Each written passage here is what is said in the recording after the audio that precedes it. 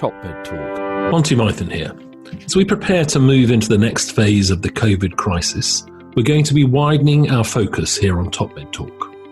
We will continue to deliver COVID-specific programs, but we all have a huge additional responsibility as we try to reboot normal services.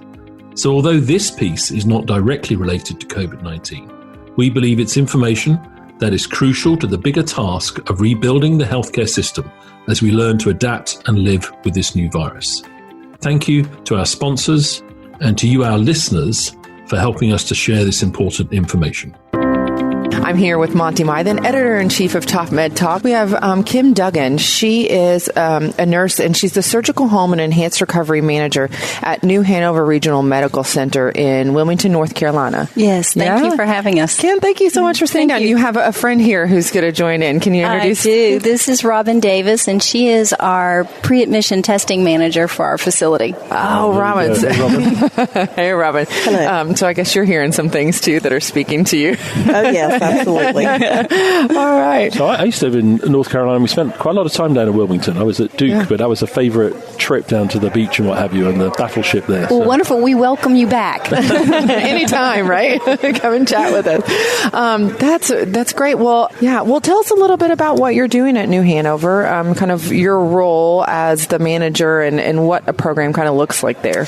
Well, thank you for asking. I started the program along with Dr. Rob Shaker and our anesthesia department at New Hanover in 2016. We rolled out, of course, with colorectal, as everyone else does, because that's your biggest bang for your buck. We took what was a 5 to 10 day length of stay at our for colorectal surgery, and we put one patient through with one surgeon and one anesthesiologist just to see if applying the principles would work. And when that patient was ready to leave post-op day 2, we were just like jaw dropped. Sold. And then we did it again. And here we are, fast forward 2 years into it. We're rolling out our 15th service line. And in 2018, which I just got my numbers back, we saved $12 million. Wow. Oh For our my facility. God. I want to give you a hug and a high five and everything else. That's awesome. It is exciting. It's exciting. And just to be a part of this, just to be on the launching end of it and to see where we can take it. Yeah, well, to be at the forefront, really, of these types of quality improvement programs here in the U.S. for sure is amazing. Tell us a little bit about your facility, because, a lot of what we hear at meetings like this, it's academics, right? All these huge academic societies, and of course there are facilities, and they're doing it well, and you hear from Monty Mythen, who's been doing it in the UK for 20 years, but what type of facility do you come from? And we are a community hospital. We are an educational facility as far as we have a residency program, a teaching facility. We have 855 beds, and we're actually the only hospital in 7 counties. So we're a Trauma 2 center. Everything that comes from the rural outerlying counties comes to us for emergency surgeries, urgent emergent.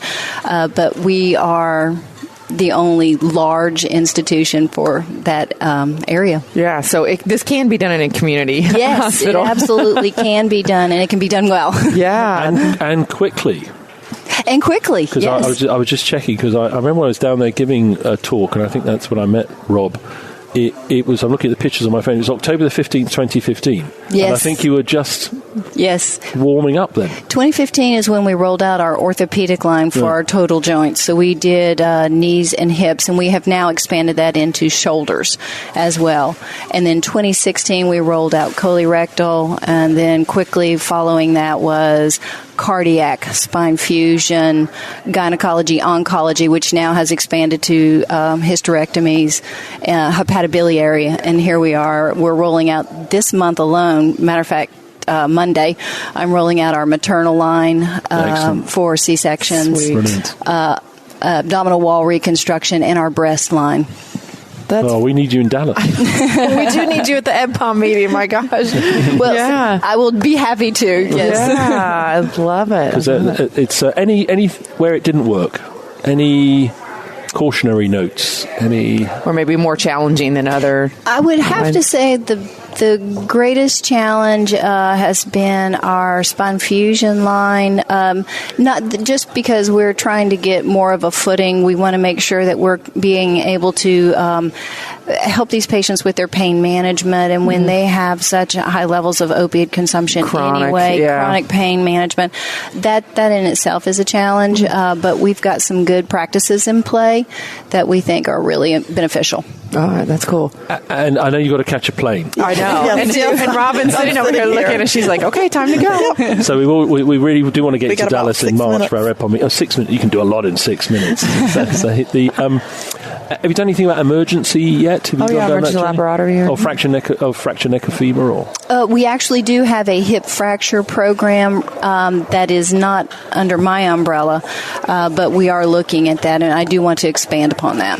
Do you have a visitors program at all? Can people swing by and?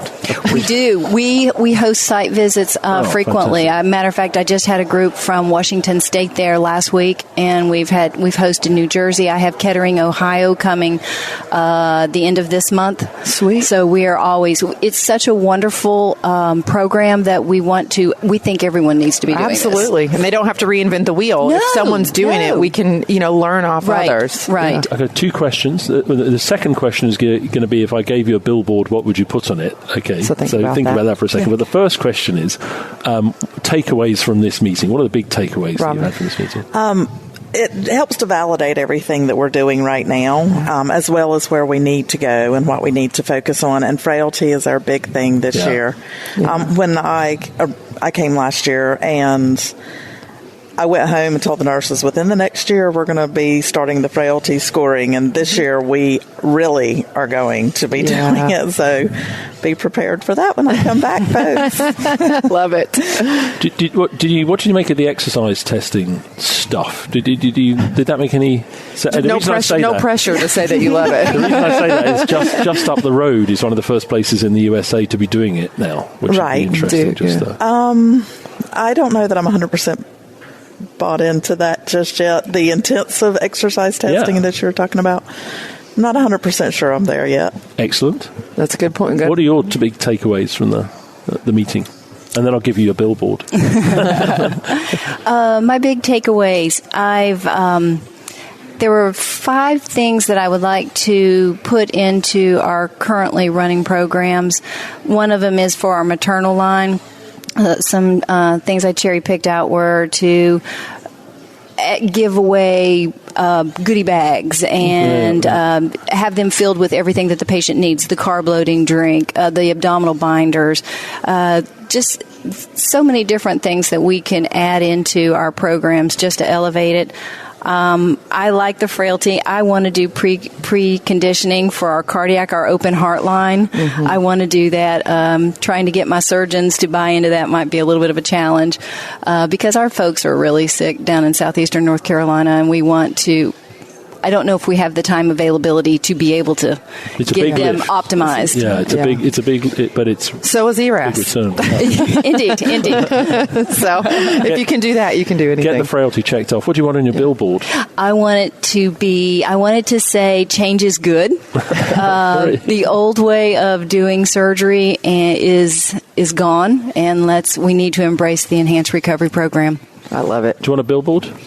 No, I do not. Thank you. I need to catch a plane. Yeah, there we go. I got to get an Uber or a Lyft or something. Ladies, I cannot even tell you. Thank you so much for sitting down with us. It's been great. Hopefully we can catch up soon and learn more about your all's program. My pleasure. Thank you so much for listening. Cheers. Top Med Talk. Hi, Top Med Talk friends. I wanted to let you know that we have some very exciting news. EBPOM London 2020 is on. We will be having the meeting. It will be the original dates, June 30th through July 2nd. We're going to mix it up a little bit, so be sure that you visit our website at ebpom.org. That's ebpom.org. You'll get more details. We are going to be offering content, on-demand content, as well as live content, all the most amazing speakers that you ever hear at all of our EBPOM events. So that's super exciting. It's only 150 pounds, and you will have access to all of our content for that. So be sure to check us out again, ebpom.org. We're super excited about everything we have to offer this year. All of our same speakers, all of the same quality that you would normally get at a live meeting in person, but you can stay in your jammies. So be sure to check us out. Thanks so much for listening, and hopefully we will see you at Live from London, EbPom 2020.